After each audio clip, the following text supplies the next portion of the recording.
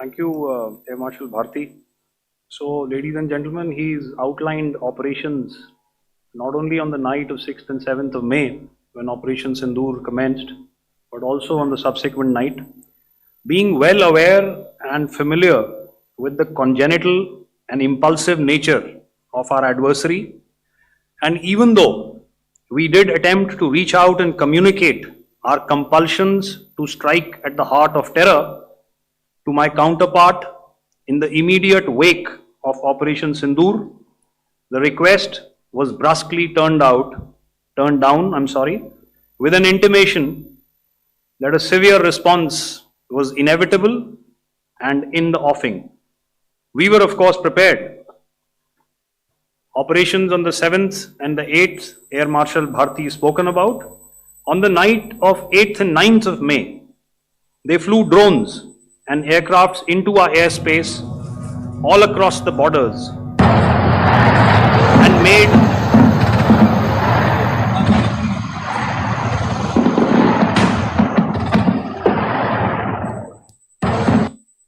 made largely unsuccessful attempts to target numerous military infrastructure.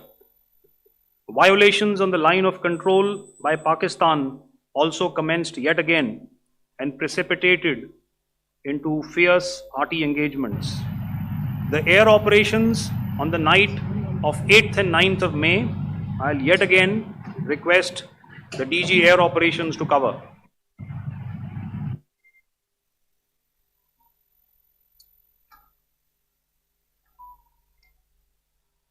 So I just covered what happened on the night of 7th and 8th. What we found that on the night of 8th and 9th, starting as early as 22:30 hours, our cities had a mass raid of drones, unmanned aerial vehicles, UCAVs, starting right from Srinagar, going down right up to Nalia. It was a mass raid in waves and it was relentless. However, we were prepared and our air defense preparedness ensured that there is no damage on ground or to any of the intended targets that the enemy might have planned for. The difference between 7th night and 8th night was that on 7th night, he sent in his Jihad class of UAVs. However, these UAVs can go some distance, they are armed. However, on the 8th, less numbers of armed UCAVs were there or UAVs were there, and more numbers of quadcopters, maybe for surveillance or just for harassment of civilians. This continued till midnight. Our air defense preparedness ensured that there was no damage on the ground, either to the military installations or to the civilians. However, the enemy had yet again shown that he wanted to up the ante and he wanted a fight, and we were up to the task. In a measured and calibrated response, we once again targeted his military installations, which included his SAM sites at Malirkant. This also included his surveillance radar sites at Lahore and close to Gujranwala. These were suitably addressed, and thereafter his drone attacks continued even till morning, which we countered, and during the daytime there was some respite. Here I would like to bring out another aspect. What we found was that while the drone attacks were being launched from somewhere close to Lahore, enemy had allowed his civilian aircraft to also continue to fly out of Lahore. Not only his own aircraft, but international passenger aircraft, which is quite insensitive, and we had to exercise extreme caution, even at the cost of some tactical disadvantage, to ensure that there is no damage to any of the civilian aircraft. and this was also brought out in a press briefing during the day. So I will now hand over to my colleague to cover the events of 9th onwards. On land, we also undertook certain measures such as deployment of air defense and electronic warfare assets to establish an integrated grid with the Indian Air Force, and I have seen and heard some of you wax eloquent about the benefits of such an architecture when it comes to negating and combating air intrusions. We also carried out deployment to include movement of our forces in the land, sea, and air domains. The night of the 9th and the 10th of May saw similar intrusions by drones and aircrafts, and this time there was a concerted effort to target airfields and some very, very important logistic installations, albeit yet again unsuccessful and denied gallantly and efficiently, I must say, by the integrated Indian Air Force and Indian Army Air Defense. We further strengthened our deployment and also initiated some pressure points to send a very clear and unambiguous message to the other side to desist from any misadventures on land. Some of the airfields and dumps saw repeated attacks in waves from the air. All were thwarted.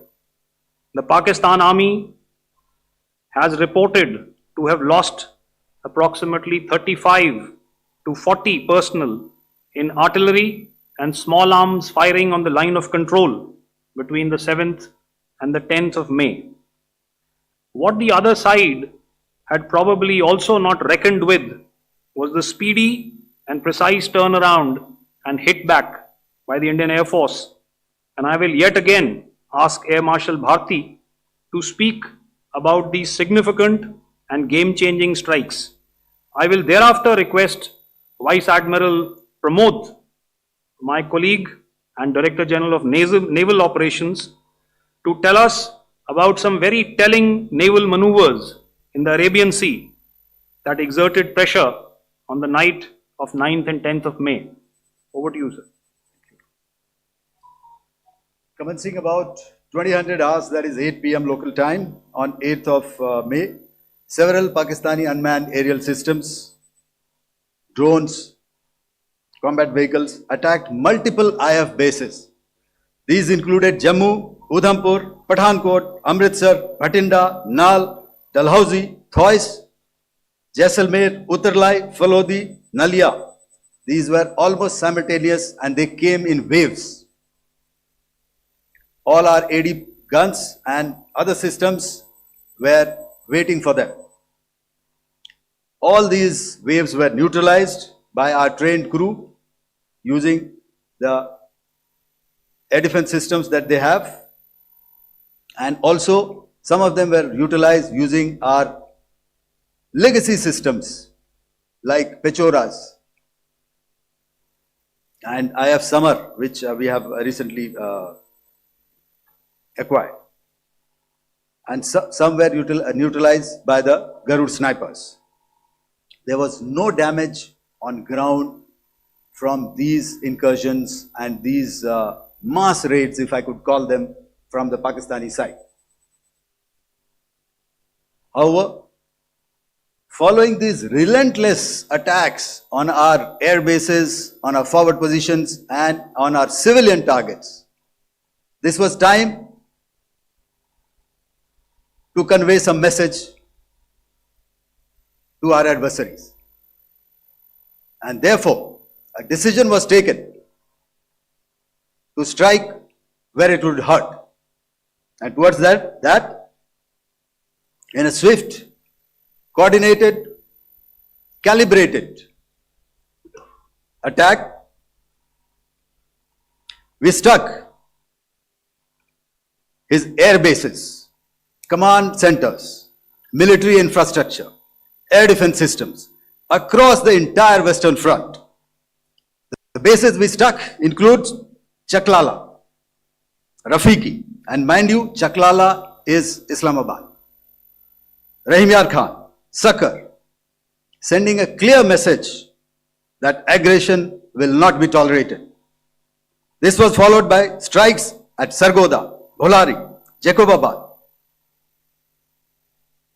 We also struck the C2 centers at Murid, the UAE complex at Murid, Rafiki, radar at Chunia, which I will show you, Rahim Yar Khan airfield, and the unmanned combat aerial vehicle hangar at Sucker.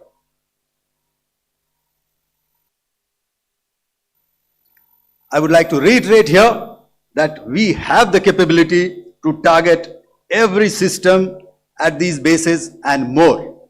However, it was only a measured response to instill good wisdom to our adversary to refrain from further escalation. IF response was directed only at military installations, avoiding civilian and collateral damage.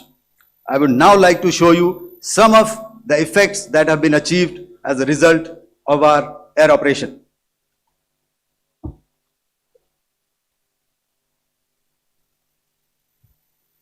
Here is the Pasrur air defense system. If you could see, zoomed up view. This is the radar mounted on a high tower. And after the strike,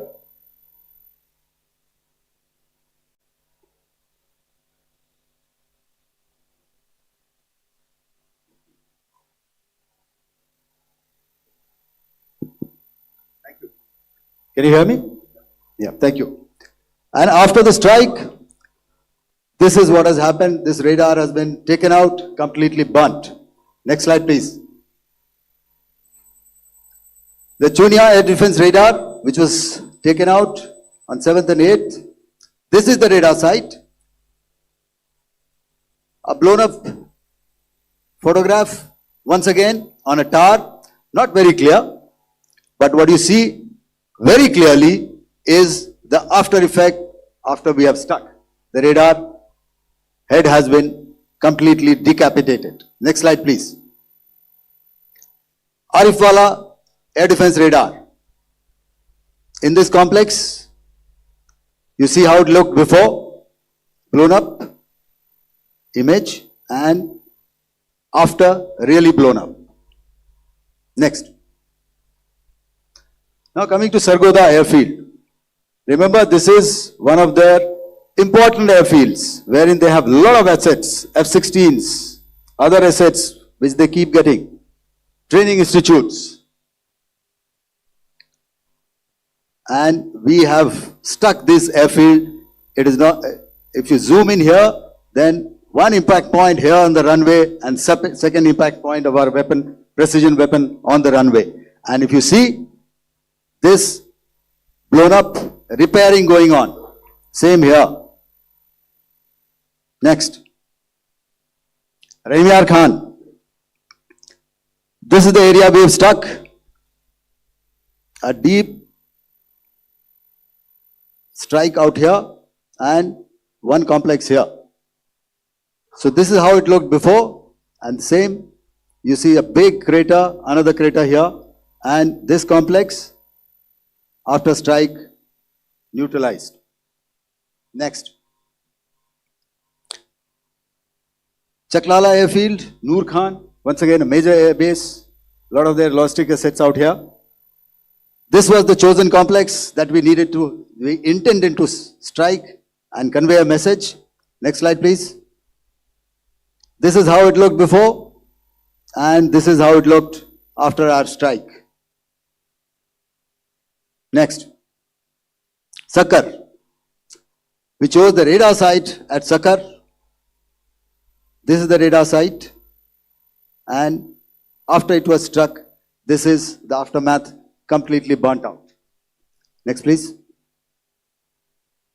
Aircraft shelter. This is how it looked before the strike, and this is how it looked after the strike. The roof of the buildings completely caved in and burnt. Next. Bholari airfield, aircraft hangar. This is how it looked before, and this is how it looked after the precision strike. Next. Jacobabad aircraft hangar, and this is how it looked after. Next.